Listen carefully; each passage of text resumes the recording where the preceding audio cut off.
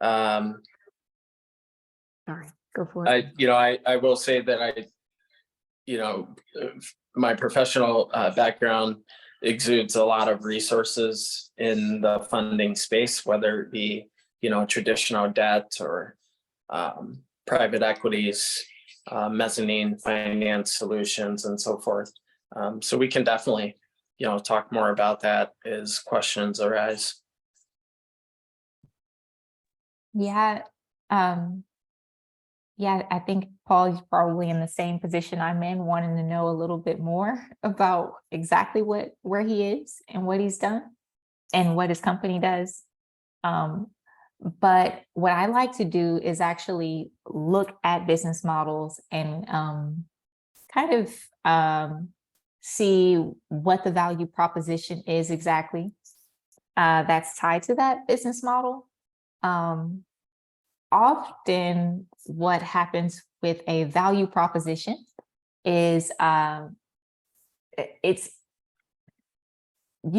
value proposition should likely change as your perspective on your business changes, as your perspective on your customer changes. So the first time that you say, hey, this is what I'm going to deliver to a customer, that is a very I don't want to use the word immature because it's not immature. It's probably well educated. It probably has a lot of great basis, but there's no way for you to fully know how to serve your customer until you start serving your customer and you learn more about them. And then at that point, you want to revisit what you did or what you thought in the beginning and see if there is a way to strengthen that value proposition. And then so that's the first point that you want to take a look at. Can I improve it? Can I serve my customer better by maybe doing something different? And so that's the first part. But then the next part is the business model itself. So what are the moving pieces of the business model? Because each of those pieces you should evaluate. Can you increase business by having a partner? Would bringing or aligning with a partner, would that allow you to get in front of more people? Would that allow you to maybe work less because you've aligned with a partner who does something that you don't do? Could that allow you to, I mean, if the problem is funding, it could be that gaining a partner would help him increase revenue faster so that he doesn't have to get funding from outside other sources. So that's a part of your business model, considering kind of, is there something else that I can do to increase how I'm gaining revenue, or how I'm even your operations. Looking at, I like to be lean. I love lean methodologies. So oftentimes something that you are doing, you are not, it's not as efficient as it could be. So if you're having revenue problems or funding problems, is it that your spend is going in the wrong direction? Or is it that it could be, I guess, better used more efficiently? I had someone ask me about Facebook ads in a chat conversation the other day. They were saying Facebook had was blocking them from running ads. And it seemed that Facebook was the only option they had tried. And they had spent their weeks of their time trying to figure out how to run Facebook ads. Well, it could be that Facebook ads isn't your only option. So have you thought about maybe other places that your customer is, and could you spend less by finding your customer and incorporating that in your business model, and maybe thinking about Facebook ads at a later date when they're more open to your ads? They were blocking this person's ads altogether because of the industry that they're in. So There's lots of things that you can change about a business model. I think it's helpful to review it, review your business model, review your value proposition many times, quarterly, if you can. So would anyone else like to say anything in regards to the question? If Kelly, if you'd like to repeat it, that might help. Okay, I'll just repeat that. How can your accelerator program help my company refine its business model, accelerate growth, and secure funding or strategic partnerships? Thank you, ma'am.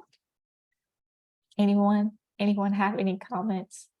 Yeah, I'll chime in. Hi, Wendy. That's a great question. So I'm Cheryl. I typically do all things sales enablement. And at the end of the day, it's really a lot of it hinges on positioning. And as Kira said, like literally reviewing the model to see how you're measuring things. And a lot of times we find that founders don't necessarily know what to measure. So that's key, right? Understanding that it's not just the dollars and cents, because there's profitability that goes into it, and being sure that you're able to do things like either hire a team or partner and things of that nature. And then it also becomes, how much does it cost to get a new sale versus additional sales within an organization and things like that. So there are lots of components to it, and that's where the accelerators come in. So an accelerator really can help you understand as a startup founder how to position, and then how to measure, track, and adjust, because those are the things that quite a few startup founders won't have a handle on. Maybe they're measuring the wrong things. And so we like to collapse the learning of it so that you're not taking years to learn it. It ends up being, effectively months, but it also could be weeks depending on which area you come in under. I hope that kind of helps as well. Thanks, Reg. I'm just going to add as well about the secure, how can our accelerator help you secure funding or strategic partnerships? So that's part of one of the enablements, the milestones that we do. But the difference in us, we take part in demo days, but it's not our go-to. The reason for that is we prefer, so on Wendy, you're here, so I'll direct this to you. Have you ever been on a demo day, where the startup gets 3 minutes to kind of try and paint a really good picture, that sticks in the mind of the investor that they want to invest in them. And then they're up against maybe 10 other startups. They don't have enough time to actually present what their value proposition is really, we personally feel. So what we do is we align the startup specifically with the partner or the investor that will be interested in exactly what they're doing.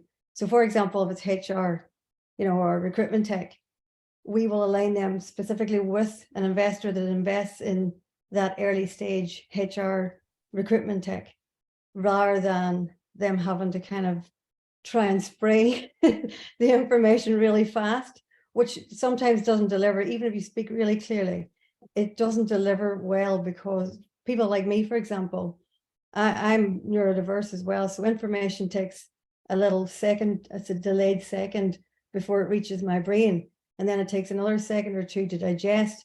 So by the time my brain has digested something really important that you've said, you've moved on to something else. And then the next thing, another startup up. So that's one of the ways that we can help you there. Good point. Good point. I think the question's a little loaded. There's so much that we probably can add. And also we need a little more context. It would help us be more specific. But I think for Islam particularly, if that's his name, right? Islam. Okay. Oh, I think for him, we probably just need to have a chat. We actually have 4 parts of our accelerator. So depending upon his stage, we could see what he needs to tackle first. It may be that there are other things that he should address prior to him thinking about, am I now ready to scale? this, at least in the light that he may be thinking. He might be thinking, oh, I'm at, I'm making, I made, $500 this month. Now I need to make month over month. I'm already ready to make 10K each month. But maybe he isn't ready. Maybe we go back and we look to see if there's something else that he needs. And I think that's what our accelerator, the strength that we have is just the ability to kind of take a step back, look at where you are, figure out what gaps you actually have, and then fill them. Let's fill those gaps so that you can scale month over month consistently after that. And then of course, there may be other gaps as you go along. That's why we have a full 10-month or full 13-month, 13-month program so that we can keep addressing the things that may be holding you back.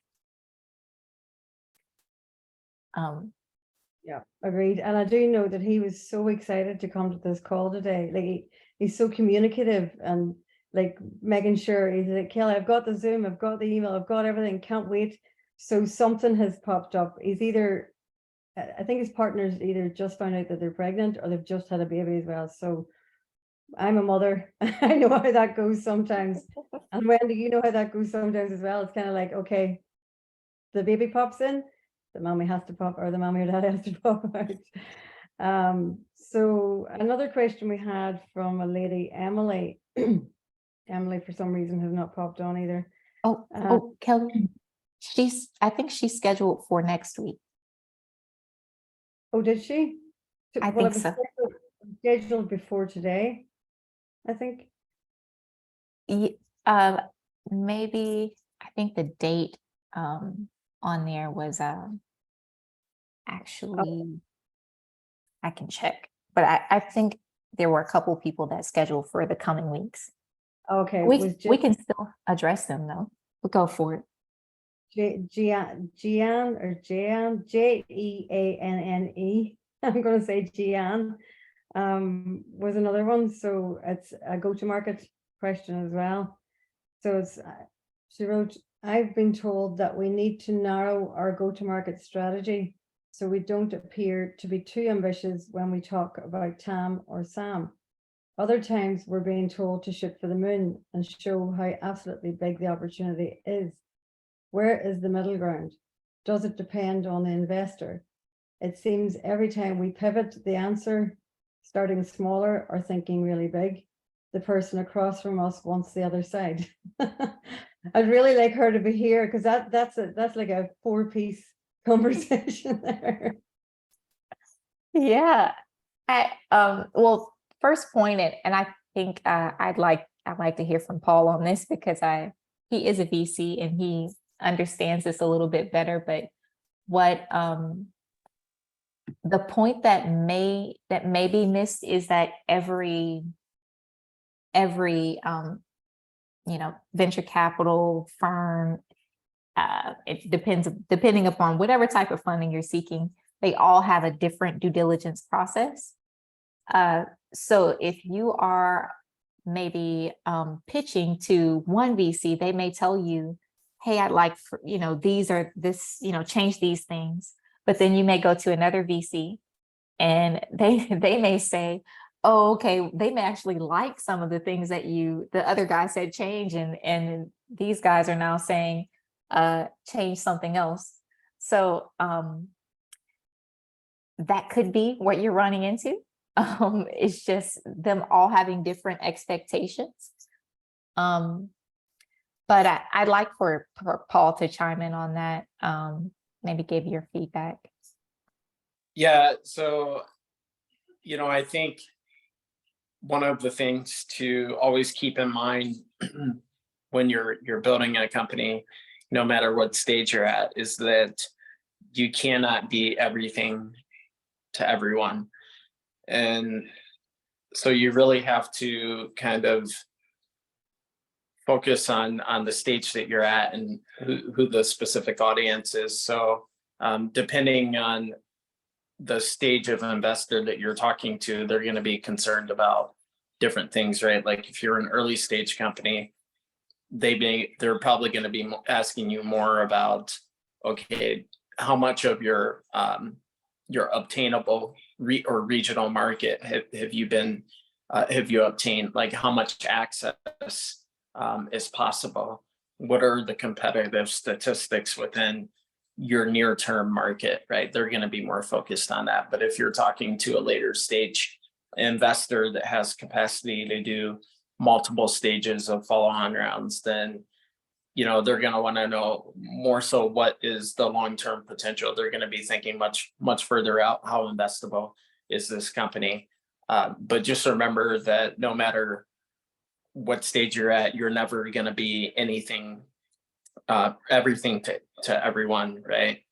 So even larger size companies that do very well, they still have difficulty competing, right? They have people that are not totally satisfied with their product, or maybe they have a subset of a population that just doesn't understand the product. So you're always going to have people like that. But I would say from a sales enablement perspective, from a customer identification perspective, is to just understand your audience.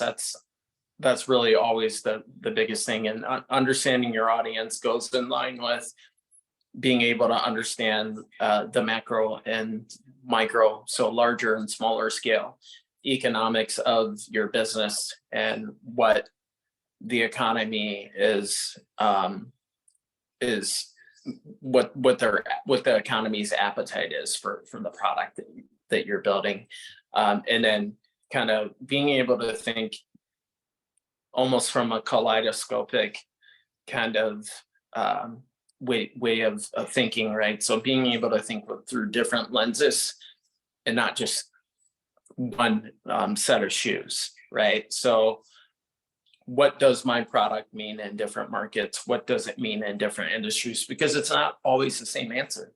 And I've told entrepreneurs this: think about different markets, right? So I'll give you an example. Los Angeles, where I'm from, is the entertainment sector, right? Los Angeles, kind of that whole Southwest region. Let's take a look at Detroit. That's the automotive manufacturing sector, right? So two different economies where there are two different industries that completely drive and parent those economies. So it's completely different, right? Another example, if you're selling snow blowers, you're a snowblower salesperson, you're going to want to think about what market you're targeting, right? So understand the market. You're not going to sell snow blowers in Florida. You won't do very well. You'll do very well in Alaska or Montana, where they get a lot of snow. So thinking about different markets, thinking about who your target buyers, target investors are, and what industries that they themselves target will help you understand kind of the problem sets or the challenges that they may be experiencing, and how you can kind of verbalize and build and architect your product or your solution around those customer challenge sets. For example, I'll give you one more. Let's take Walmart and Target, two giant American retail all-purpose superstore chains. You can have a chief marketing officer and a chief marketing officer at Target, right? They're probably going to have similar challenges, but you could have a CFO at Walmart and a CFO at Target, and although they're in the same industry and virtually neck and neck competitors, those CFOs won't have the same set of concerns and challenges that the CMOs would have, because they have different objectives within those companies, right? And so those are large enterprise level companies. Now let's drill it down a little bit more. Let's take maybe a regional chain that, let's just say they service the Chicago metropolitan area, and it's just a local chain to Chicago. You can take a CMO or a CFO at kind of that small business. It would be a small to medium-sized business, most likely. Maybe they do, let's just say, 25 to 50 million in revenue a year in the Chicago metro area. That CMO and that CFO will not have the the expanded level of focus that the CFO and the CMO would have at, say, Target and Walmart.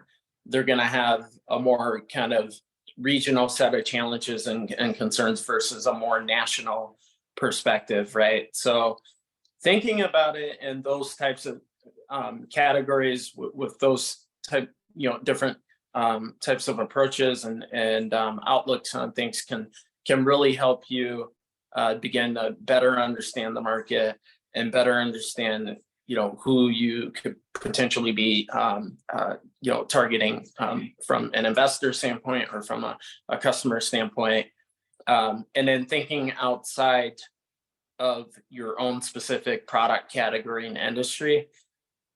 So what other adjacent industries indirectly or directly can have a ripple effect or an effect on your company, right? So go back to the snowblower. Think about, okay, I'm selling direct to this consumer, but what happens if these consumers have a problem with my snowblower, or they're not able, I'm not able to distribute the snowblowers to them fast enough? What happens? Do they have to shut down their stores because they can't move the snow out of their compound? What about the people who supply the parts that go into my snowblower? So all those things kind of affect how you're pitching, the logistics behind it, the mechanics behind it. It's not just let's go pitch a customer, let's go pitch an investor. You really have to think about this deeply, in a number of different corners and crevices. You have to look underneath the carpet and then take kind of a wider scale view and put everything together. It's kind of like my dad used to tell me, you can put your hand 2 to 3 inches in front of your face and all you'll see is your hand. But if you extend your arm out, you'll see your hand and then you'll see everything around the room. So that's kind of the way you have to look at business, I think, and how you're targeting prospective listeners and buyers.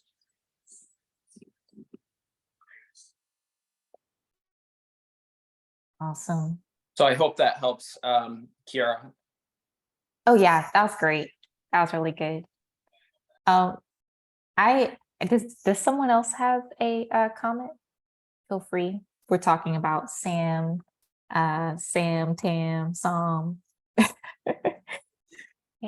I think the true balance of it is everything that Paul said and understanding the what we'll call the fine line and how you balance the conversation with the consumer, the investor, the macro, the micro, and all the things to be sure that you are clear in your messaging and as well ethical and honest as well, right? So it's the balancing of all of those things. And that's what I love about Startup ROI is that we're providing the overarching, where there are several components connected together so that you get all of the things so that you can quote unquote, balance on that line and be sure that you're coming to market with clarity and focus. So, yeah. And I'll also add one more thing. I like to talk about books. There's a great book called The Age of the Customer by an author of the name Jim Blossingen. I recommend picking it up. It's a great read. But it talks about how the sales environment has shifted for the past 3 or 4 decades. It's shifted to the age of the customer. So we've gone from the age of the seller to the age of the customer. And so what does that mean? We're in an information age. We've been in an information age for the last 20 years. So when you take the sales, like kind of the sales ecosystem, the sales mentality, and you think about how maybe it used to be, and if we have any millennials here or 21st century babies, you may not know this, but I was born in 81. So back in the 80s and even the 90s, the salesperson controlled all the information. They controlled the entire sales process. So a consumer, the only way that they had to get information about a particular product was that salesperson. And this is why I think the commission, 100% sales commission model is largely, I think it's very outdated. It's antiquated because you could make a lot of money as 100% sales commission person back in that time, because you controlled the sales process. You controlled from prospect identification to prospect qualification to what information you're going to give the prospective buyer, to actually educating them and closing them, and then with the follow-on process as well. So but what we've had is the economy has shifted from, and I talked about this in a recent podcast interview I did, but it's shifted from manufacturing, that we're a service-based economy. And so now we are far removed from that brick and mortar kind of, sales approach, right? That brick and mortar, like go to the store, drive across town to get everything, drive across town to go see the local salesperson and buy your product. We do everything online now, and everything that we do or that we buy, all the information that we receive is self-paced. It's self-driven. We're a service-based economy, so we have a plethora of products and options available in Western society. It's like going down the cereal aisle. If you don't want Raisin Bran by Post, great. Then there's Raisin Bran by Kellogg's and so forth. So we have a plethora of options, and we have every access to research to make our decisions. So we don't need to interact with the salesperson. The salesperson is now a byproduct of our interest level, right? And so we use our own research methods, and we say, okay, do I like this product? Do I like the company? It used to be people buy you first, then they buy your company, then they buy your product. And now it's like, do I like the product? I buy the product first. Do I like the company? Okay. And then do I like the person that I'm interacting with? And it may not even be a person. It may be like a virtual avatar or a chatbot that you're interacting with, or some form of artificial intelligence. So when you're building your product, when you're thinking about selling to the market, just remember that it really is a customer-driven market. And so that is why it is so important to understand that I always hate it when founders tell me that I have no competition, because I'm like, you have so much competition, maybe not directly if you're a first mover in your industry, but you're competing in every aspect, in one way or another. If you're looking to hire people on your team, then you're competing with, all of the big boys in Silicon Valley, say, for example. You're competing with them because they can pay their people $500,000 a year. And so you have to compete for that talent. So there's always some sort of competition. And if you don't have a direct product competitor, you will eventually at some point. So whether you have patents or not, someone will come up with something similar or better to compete with you, because it's a really innovative market. And with all of the automation and tools that we have in place, we have companies developing products like overnight. So I think that's important when you're looking to differentiate yourself in the market as a competitor, and you're looking to really exploit and demonstrate your competitive advantage. Awesome. I have 2 points first, to Paul's point about competitors, Paul and I have conversations with people who are applying to the accelerator, or just interested all the time, and so many times they say, I have no competition. And and first off, when you say I have no competition, that's not a good thing. So for everyone listening, that is not good. That it means that you have not prepared. It means you haven't done the research to see who your competitors actually are. So just don't say that. Just at least find a few who are actually competing with you.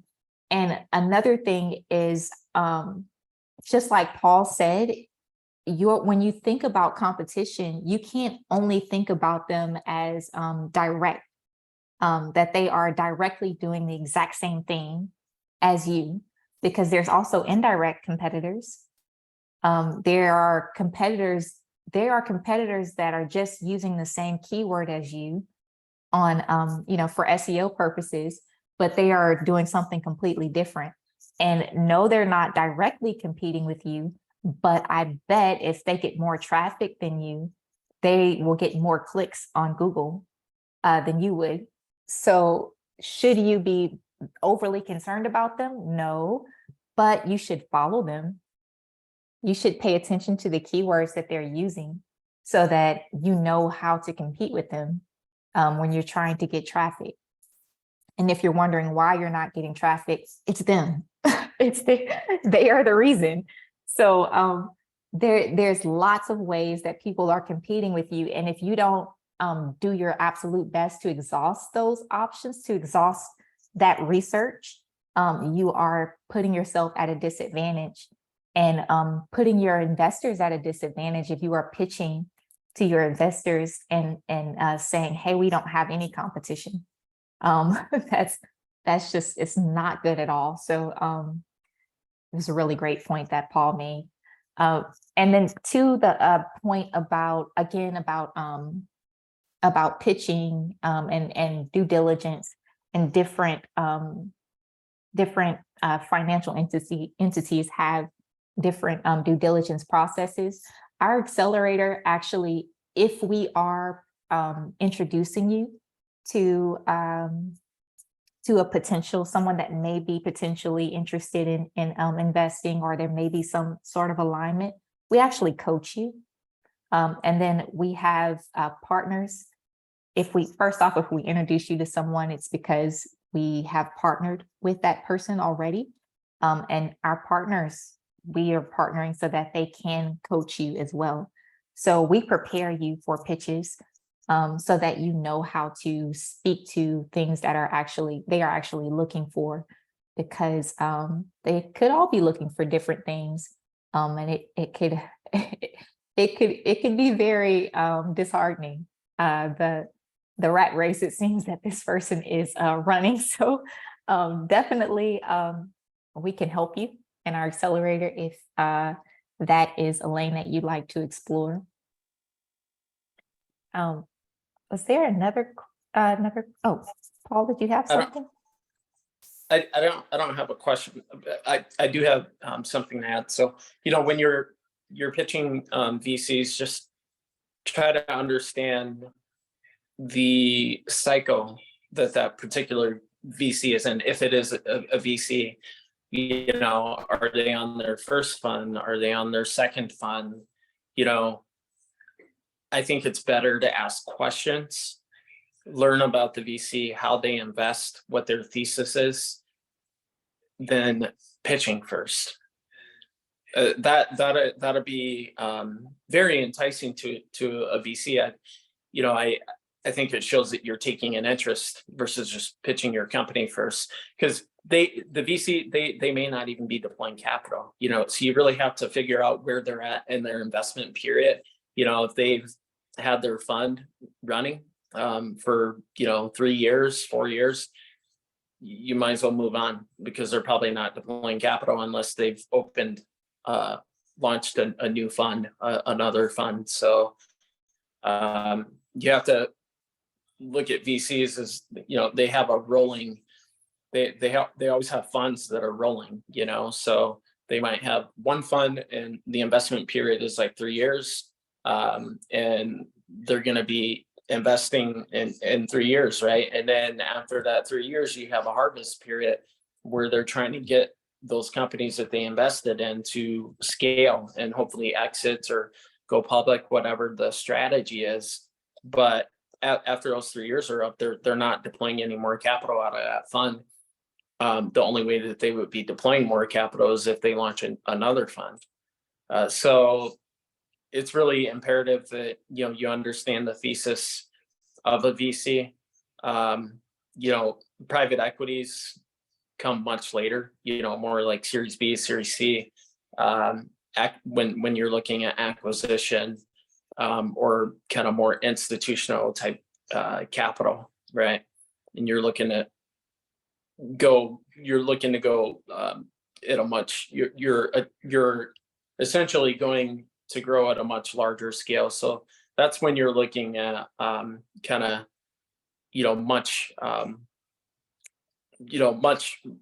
more potent rounds of capital, right? And you're probably going to be going probably public, or you're looking at a major M&A. So there's that. You can always look at family offices. Family offices are doing more direct investments these days as well, particularly in the areas of AI. So don't just look at VCs. I think VCs get publicized. They get a lot of media spotlight because everyone kind of thinks, well, VC is the go-to, but there are other types of investment entities that you can pursue, like VCs, family offices, angel syndicates, high net worth investors. So you can pursue those for investment as well. Additionally, don't forget about banks. I literally had someone tell me a couple of weeks ago that it's my job to deploy capital as a VC. And I'm like, you are so wrong. Like, no, it's my job to evaluate companies, and it's my job to perform due diligence on companies, ensure that it fits our thesis, ensure that it fits the longer term market's needs, ensure that company has long-term viability, and then selectively make investments. So if you're looking for someone to simply just deploy capital to you, that's a bank's job. That's a credit union's job. Go to them. A VC's job is to ensure that the companies we decide to invest in are set up for success, and then we provide them every resource possible. And if we don't have the resource, then to cultivate it to ensure that they are successful. So that's very important. And so just, pay attention to those types of things. I think that, those are going to really help you out a lot in your fundraising journey. Thanks, guys. Wendy, I just want to pop in and ask, has your head blown off yet with information? Definitely a lot of new terms and things. I'm just starting out. And again, I'm here for the education, and I appreciate it. Phil, have you any questions before we go any further? No. No, not a problem. Kara, were you going to say something there? I think we've time for one more question, have we? Go for it. That's what I was going to ask for the next question. Okay. So as a software as a service, as an SaaS, I can never say that properly. It's a bit like ChatGPT. Can't say that properly either. So SaaS platform, we have multiple options for how we can price our offerings. So this was a topic that our team was actually speaking about the other day. Are there some hard and fast rules about pricing options in SaaS, software as a service, as it pertains to scaling the number of users inside a client? Cheryl, get them, Cheryl. Go get them, Cheryl. I think what's key is literally you want to look at your client base to start with, right? And what results you're bringing. So I'm a fan of getting results quickly. I think that's the neighborhood that we live in now. And so literally you'll want to be looking at which types of companies that you're looking at, and then what results can you provide in what period of time? And I think the question embedded in there was, I got a sense that you're trying to figure out where the break point is in terms of scaling the number of users within the business. I think you have to go back to your operations model to see what that looks like for you to begin with. So without having more details, I would say that those are a couple of things that you could start with. And the reason that they said get them, Cheryl, is because I sold SaaS for 12 and a half years of my career, just to give you a sense. So those would be my initial points without having more details. But I think that the two things marry together. Literally, who are you selling to? Where do they see results? And at what level? And then your operations model as well to bring that on board. Brilliant. Thank you, Cheryl. Very good points there. I see that Islam has arrived. Islam, do you want to say hello? Hello, guys. How are you? Good evening, good afternoon, good morning. I don't know where where everybody is, but sorry for joining a bit late. I got lost. I lost track of time. Sorry, I just was coding, so I was just still coming out a little bit like out of focus. But yeah, looks like sorry. Just get lost whenever you're coding. The engineer mindset, that's, I know all about it. So do you want to ask, I have your questions here, as in we did go over the first one earlier on, but you had a second one. So I'm going to just ask on your behalf here, what are the ways to get pre-seed funds for an early stage startup? That was your second question. Paul, do you want to take that one? Yeah, I can. So, getting pre-seed funds for an earlier stage startup. Well, to be honest, going through an accelerator is a great way to do it. Because, if you're pre-seed, then, you likely don't have a customer base. Maybe your product's not even, fully developed. So an accelerator can definitely, help you do that. One of the benefits of an accelerator is to help kind of perform the due diligence on your company. That's why a lot of pre-seed investors, a lot of seed investors, they may ask their founders that they're looking at potentially investing in. One of the due diligence questions is, have you been through an accelerator? Because that investor is going to likely, have conversations with, the accelerator that you went through to see what the experience was like. How well did the company do? How well does the company execute? What are their personalities like? How does the team, work well together? How do they, go about, acquiring customers? Tell me more about, what the journey was like, helping that particular startup company, progress to the level that they're at now. So that is, as a pre-seed company, I'm a pre-seed seed VC, and I have one of the hardest jobs in the world when it comes to VC, because a lot of times I'm looking at companies that just have no data. They have no data, they have no customers. Seems like a great idea. And my job as a VC is to do proper due diligence on companies so that I'm not putting our LP's capital at risk, so that we're making, smart investments in a risky environment, but we're making smart investments. We're picking winners. It's very hard to pick winners when you don't have a lot of data to run off of, as a VC. So that's why, if you're a pre-seed company, taking a first position as a VC is really risky, right? So, an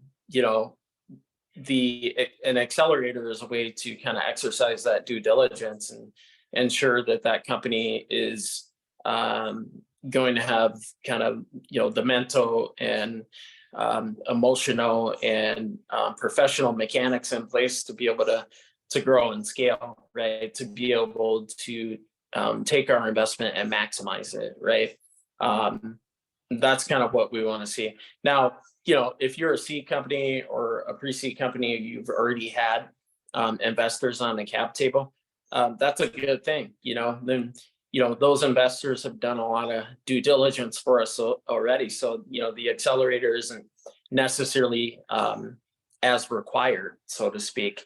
But if you're a pre-seed company and you haven't gone through an accelerator, or you don't have any investors on the cap table, and you have no customers, it's going to be really hard for you to raise capital, whether it be from traditional funding or private equity funding. Unless you've got some close rich friends that know you for a while and are willing to take a bet on you, then it's going to be hard to raise capital as a pre-seed company from people that you don't know. And honestly, it's going to be harder to get it from the traditional route, because banks want to see more than us VCs want to see. They want to see your credit score. They want to see what kind of collateral do you have, how long have you been in business, what's your business. Yeah, I mean, they actually look at they redline your business a lot more, and they're more paper oriented than a VC would. So I'd say, as a pre-seed company, particularly if you haven't been in business for a lot of times, traditional bank funding, credit institutions, they require you to be in business for 6 months, a year. So it's very tough, particularly if you don't have that consistent revenue. They want to see consistent revenue. A lot of them minimum 10K a month in revenue, some are higher. So that's a tough road to go. Obviously crowdfunding is an option, but that's highly regulated. That's a complicated approach to raising capital. And unless you have like a very kind of subscription centric type of business model, then crowdfunding could be very tough road to go. With venture capital, we're less about what I would say like redlining your business. We're more about like the team. How well are the founders at, just do they have the proper entrepreneurial characteristics? Because a company and a product will change over time, but that team is going to be married together for a long time, right? But companies and products will change over time. So at the earlier stage, your team is very important. It's probably more important than your product. As you get down towards later stages of funding, you become more of a growth company, then your team starts to expand, and then your product becomes more important. So going back to getting capital in as a pre-seed company, those are the obstacles you're up against. And it's a rat race out there. It used to be the corporate is the rat race, but now it's like entrepreneurship's the rat race, because everybody's trying to go out, and take advantage of this remote work and all the chat GPT and everything else that we have. So entrepreneurship is more difficult to differentiate yourself than it ever has been, So, think about what your weak points are and how you can use those to your strong points. So I'll give you an example.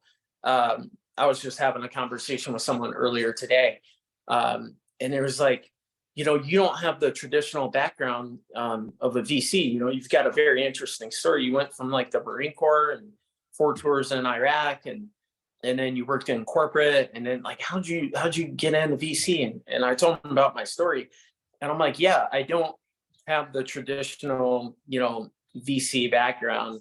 Like, I didn't work at JP Morgan, Morgan Stanley, whatever, Goldman Sachs. I didn't work at Facebook, Amazon. I don't have that kind of glittery background that a lot of you see in a lot of VCs. But I think that's that's to my benefit. So when I talk about like, how do I differentiate myself? So I think that's one thing that differentiates me, right? And that I can use to my advantage. And then I'm a player in a big space, but I'm an anomaly in a big space. I'm a minority and I'm a veteran. So I can use those, what some would say would be maybe a weak point, where I don't have the traditional, like, exits. I don't have like the big monstrous exits. I didn't have a company that went public, but I can use that to my advantage. So I only tell you that because you can think about the areas that maybe you're not as strong in from a background standpoint, and just use that, and use that to differentiate yourself. Okay, so that would be my suggestion to anyone at the pre-seed stage. Islam, I'd love you to share a bit of background on your startup as well. Now that you're here, I'm sure they would like to hear a wee bit about what it is you're actually doing. Absolutely. First of all, thanks you, Paul, for all the good tips. I got like some good tips there. I'll follow up with a small question after that, but let me quickly just introduce myself and get acquainted. So my name is Islam Baha. I'm originally from Egypt, Cairo. I don't know if anybody has been there before. It's a quite crowded city. I live currently in Ireland, in Cork. I'm an IT solution architect in a company called VMware, which is like a Fortune company. So pretty much my background is technical, but I have been like in the entrepreneurial space for about 7 years now. Like I went through about few ventures, like 8 ventures or something, failing quickly, learning a lot. Some of them actually worked out, but COVID was not very fortunate to my success. But again, like at this point, I'm just trying to get back again into the entrepreneurial space with like all the knowledge that I have gathered, all the experience, and all the contacts I have. Currently, I'm working on a very early stage startup called Realcom, which is an enterprise software targeting to revolutionize the corporate internal communication, the compliance training, and the sense of community, which are, in my opinion, are the 3 problems with the corporates at the moment. And there is a big market gap in it, especially with all the transformation in how work is being conducted. People are traveling, the code of conduct, all these kind of things. It's hard to keep employees informed, hard to keep them up to standard of your own company's code of conduct. So Realcom is working on these 3 points. And yeah, currently I'm in a really, how do you say that, pre-seed phase. Like I have all my market research done. I have all the SWOT analysis, the business plan is ready. I have the sales, let's say the customer profiles, market segmentation. I've done all my homework as an ideation phase. Going through the validation phase now, I have like 2 big corporates, which I have like open channels with them. One of them, of course, is VMware. My position in VMware actually allows me a little bit of insight to what kind of problems company like VMware faces with internal communication and compliance training. But there is also like a Fortune 500 company that I have access to, and I'm doing some unofficial discussion about requirements, problems they have, and I'm tailoring my product to that, right? So yeah, that's it. The main challenge, and now my question comes to Paul again, just quickly, or like whoever can give me really any insight on that. So in my position, absolutely, I have no customers yet. maybe potential to customers are queued, but like I don't have anything in hands.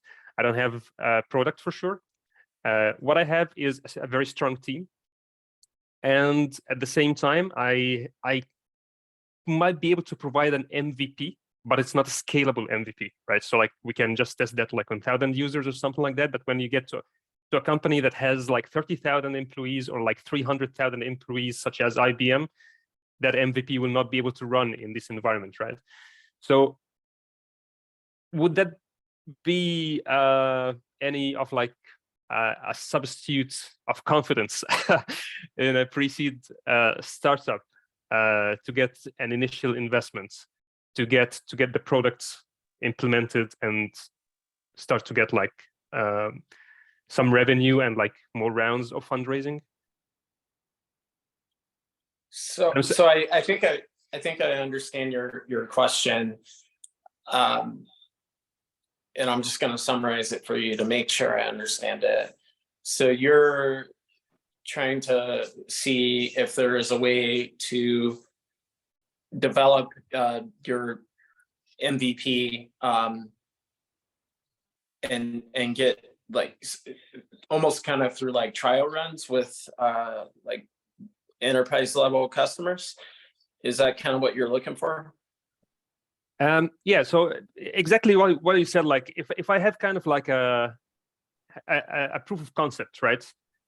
One of two things I can do, either to go to investors or incubators or accelerators, as you said, would first of all, would that be, besides having a good technical team, would that be a good chance to get an initial investment to get this product actually implemented? This is one way. The other way I'm thinking about is to go for the early adopters, which are like the two corporates I'm talking to, and show them how the product would be, get, for example, like a down payment for a subscription or like a white label implementation in their environment. Yeah. And work from there, you know? So I think there's two ways to go about it. You can work with kind of, code development workshops, like, well, we would essentially be, we would have a code development aspect to what we do. That's one way, and we help you develop that product, that MVP, to a beta and eventually like a fully formed product. And then so you co-develop that with us, and then we kind of help you acquire early stage customers through either direct customer targeting or through pilots, as an example, right? So we can maybe look at potential programs that, or organizations that would be open to using your product on a limited basis, so that you can get early adopter feedback, and then we can kind of help you tweak that product, refine that product. That's one way to do it. Another way to do it would be actually, just targeting enterprise level organizations directly. Because I know of organizations that are looking for IP, right? They're looking for early stage intellectual property and ideas that they can commercialize, right? From entrepreneurs, from research institutions, universities, and so forth. I was actually we were talking with a VC firm out of the UK. What they do is they take ideas, they take intellectual property that they develop with other faculty and alumni and universities, and then they take that and then they develop it into companies, right? And then they put capital into it from their own VC fund, and then they commercialize it. So those are like a couple of ways to do it. Does that answer your question? Yeah, absolutely. Good insights, Paul. Thanks a million for that. Good tips. Yep, and there. I'll say one more thing, that there are some programs out there. Like I have a partner, right? We have a partner. Our accelerator has a partner with a company that will, they'll develop your product. They'll put half of the capital up. They'll help you raise but they'll take half of your company to do it. So it's like, do you want to give up half of your company at that early stage, right?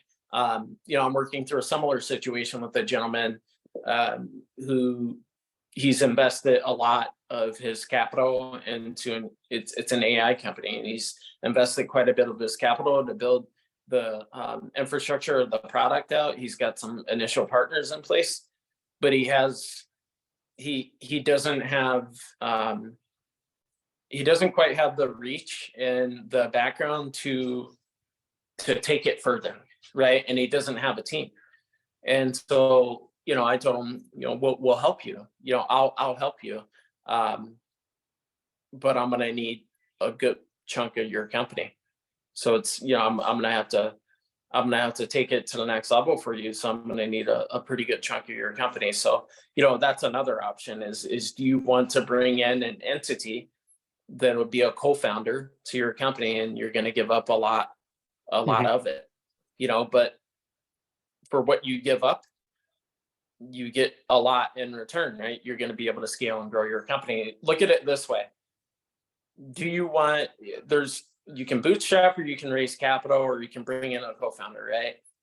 Different scenarios. If you bootstrap, it might take you 10 years to get to 10 million in revenue and gross revenue. If you raise capital, you could maybe raise 10 million. I'm just speaking hypothetically. You could raise 10 million, and in 10 years, you're at 100 million. But because you raised 10 million, maybe, in 10 years, you only own 10% of the company, right? But in 10 years, your company you're doing 100 million in revenue, you still own 10%, or let's just say 15%. And you're doing 100 million in revenue, and in 10 years, because you raised that capital, it was able to catapult you to exponential levels. You own 15% of the company. You're probably going to do a hell of a lot more than 100 million in revenue, because you've got the VC, you've got the private equity that's continuing to catapult you. You've got all those relationships that private equity brought to you, and you've got 15 million out of it, versus if you at bootstrap in 10 years, it took you 10 years to get to 10 million. So, think about the balancing, think about the balance of the scales. I'm a Libra, so think about how the scales balance, and what direction do you want to go? What means more to you?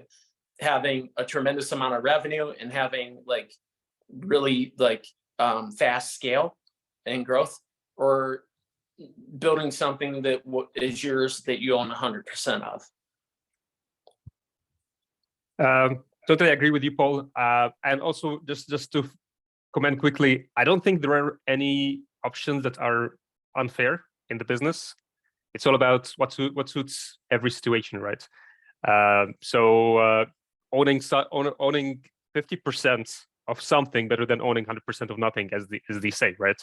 And sometimes you need to know that your position in life maybe helps you to overkill it and try to go for bootstrap, or okay, I just want to see it outside. So yeah, I totally hear you. I'm happy to know these options, because I haven't been into the fundraising scene ever. Most of the fundraising that I've done was family or friends, and my poor personal money. All of them all of it are gone now.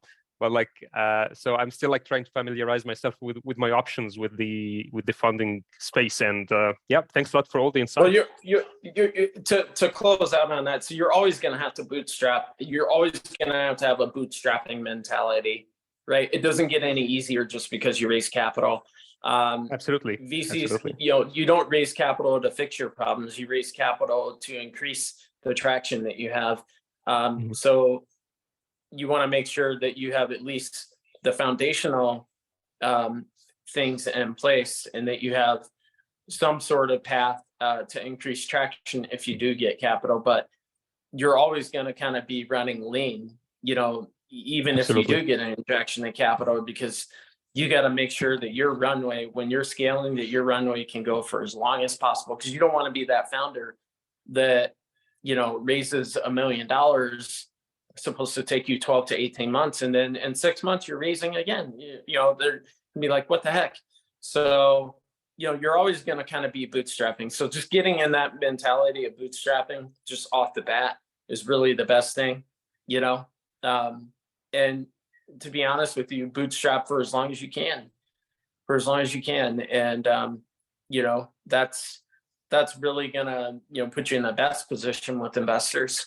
If you can bootstrap for as long as you can, get as many customers as you can. And, when you get that first investor, your valuation should be relatively high, and then hopefully that investor is able to bring more like-minded investors to the table, and your valuation just kind of keeps going up. But you never want to raise too early, is my point. I hear you. Thanks, William Paul. Thank you. You bet. We're a little bit over time, so I want to be sensitive to everyone's time. But I did have a comment. Want to be sensitive to everyone's time. So if you have to go, I understand. But I did want to make sure that I made this comment to you, Islam. So first off, kudos. You have a lot of strengths going on. You're a technical founder. You don't need a lot of founders need a technical co-founder. So you have the opportunity to wear both hats. You can be the business development founder and you can be the technical co-founder. So that's a really great strength of yours. And the way that you're going about your idea validation is really on point. You're building it out. First off, your MVP is supposed to be ugly.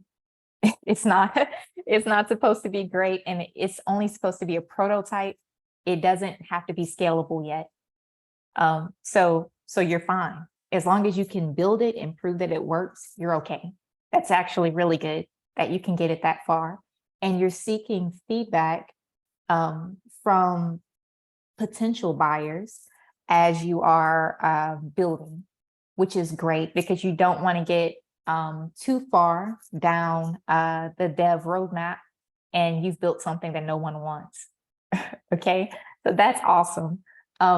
Another thing that I wanted to make sure that I add is I love that you're pitching or proposing a potential option for them to pay you something to maybe prototype it in a real use case scenario. And I'm curious what feedback you're getting, or are you getting pushback on the payment, or have you been brave enough to ask? No, I haven't actually offered that yet. I'm not even sure if this is an option, and it's important when I talk to my potential customers that I show understanding to the market, right? So I need to understand first what kind of compliance they need before signing such a contract with me. For such corporates, of course, they can just give you money and say, yeah, we will buy a product that does not exist, right? So for example, like incorporating my company in a specific way, having like specific funds in my bank account, like getting the team, all this kind of stuff, I think will give like more credibility and will make signing the deal out easier, right? My job in my company in VMware actually is the same, to validate such products that we get like products people propose for VMware to purchase, and we do all the market research and the validation. So I know the criteria, and I know that at this point I need at least something running, and which I don't have at the moment, but I'm working towards it. But absolutely having a little bit of cash would, make things smoother and easier. Yeah. Yeah. Well, definitely you want to finish your prototype. You want to get it exactly to the place where someone Absolutely. could at least play with it. It doesn't even have to have all of the features attached. It just has to be enough to be a proof of concept. And it seems like you in your company you know that. So you want to do that, but you also want to be strategic about what is the offer, or what is the product, what is the product actually solving for your customer, and then try and create an offer for them that's appealing around your product. And that may be something that you may not have experience in, being that you're in a larger company. But you want to make an offer to them that is solving a direct problem and that is associated with your product. And there is a such thing as paid pilots. What you're looking for is a pilot, right? There is a such thing as paid pilots, but no one is going to pay you if you're not offering something that's solving their problem. So you have to make a very good offer. We were talking about value propositions earlier. What is the value proposition of your product? So if it's not built on a good, solid value prop, you're going to have a difficult time. But if you can do that and focus on selling the offer, then show them the product, show that there's promise for what it could be. The goal actually is to get them to pay you to develop it, right? So you want them to see it, to be wowed by it, to explain to them your product roadmap. This is where you're headed, and then build a good solid offer around solving their problem so that it makes sense for them to pay you early. And then, run your pilot for, say, maybe a few weeks, month or something with them. And then have them pay you, for a year, hopefully pay you for a year. You finish the product, it's working for them. So I think your question, the first question that you had that I was wanting to hear more context for is where you are. It's basically, I wanted to know where you are, but because your question was, how can an accelerator help? Our accelerator doesn't take any equity, and you can't enter our accelerator at idea stage, at the stage that you're at. So I would love for you to put in an application and for us to kind of evaluate the other ins and outs that we aren't able to evaluate on this call, and then have a follow-up call to really see how we can align and get you started. Because we can certainly help you. We can definitely help you, just guide you in a way that helps you get that early revenue and then align with the key things that you need along the way, like potential partners or the pre-seed investor. You want to actually be in a situation to where you can build a relationship with a pre-seed investor. And that's why an accelerator is awesome. That's why our accelerator is awesome, because you can build a relationship with your pre-seed investor. We're giving you a warm introduction to people that they trust us. So it actually ends up working a lot in your favor. So I don't know if you have our website or if you've been on our website, but just put in an application so that we can follow up with you. I'll drop it in the chat. Absolutely. Thanks a lot, Chiara. Much appreciated for all the advice and tips, and also for the potential help. I will definitely put an application there.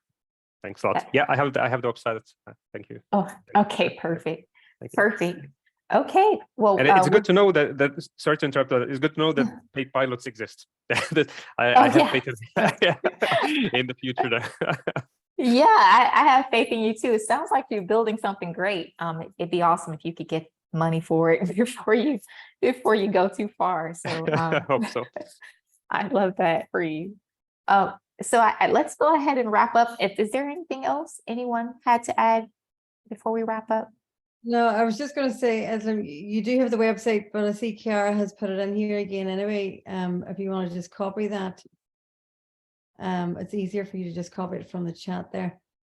And as Chiara says, I'd love to have another follow-up chat. The application, as Chiara said as well, is it's to address things, in detail, so that we can hop on the call then prepared, kind of like, okay, so this is what's needed here, here's what's needed here, and try to align that, and then see if we can get you transferred into the accelerator to help you scale.